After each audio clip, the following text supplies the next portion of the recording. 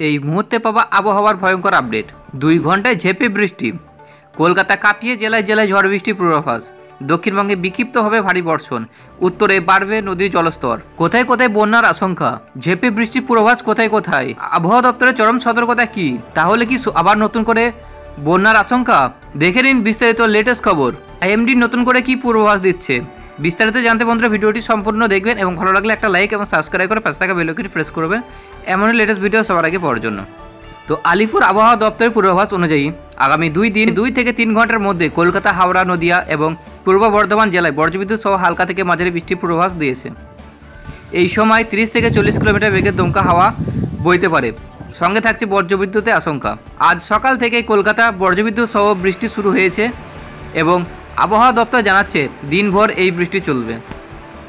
গাঙ্গেয় পশ্চিমবঙ্গের উপর ঘূর্ণাবর্তন ও নিম্নচাপের অক্ষরেখা প্রভাবে রাজ্য জুড়ে প্রচুর জলীয় বাষ্প ঢুকছে, যার ফলে আবহাওয়া পরিবর্তন।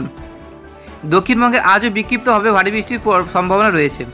পূর্ব পশ্চিম বর্ধমান, বীরভূম এবং মুর্শিদাবাদ জেলাতেও ভারী থেকে অতি ভারী বৃষ্টির সতর্কতা থাকছে। সমস্ত জেলায় বজ্রবিদ্যুৎ সহ হালকা থেকে মাঝারি বৃষ্টিপাত এবং দমকা হাওয়া বইবে। তার সঙ্গে কিছু কিছু জেলায় প্লাবিত হওয়ার আশঙ্কা রয়েছে। শুক্রবার দক্ষিণবঙ্গের বজ্রবিদ্যুৎ সহ বৃষ্টি অব্যাহত থাকবে। দক্ষিণবঙ্গের জেলাগুলি আপাতত বিক্ষিপ্ত হবে ভারী বৃষ্টি না হলেও শনিবার থেকে মঙ্গলবার পর্যন্ত সেখানে প্রবল বৃষ্টির আশঙ্কা রয়েছে, যার ফলে নদীর জলস্তর বাড়তে পারে এবং পার্বত্য এলাকায় ধস নামার সম্ভাবনা রয়েছে।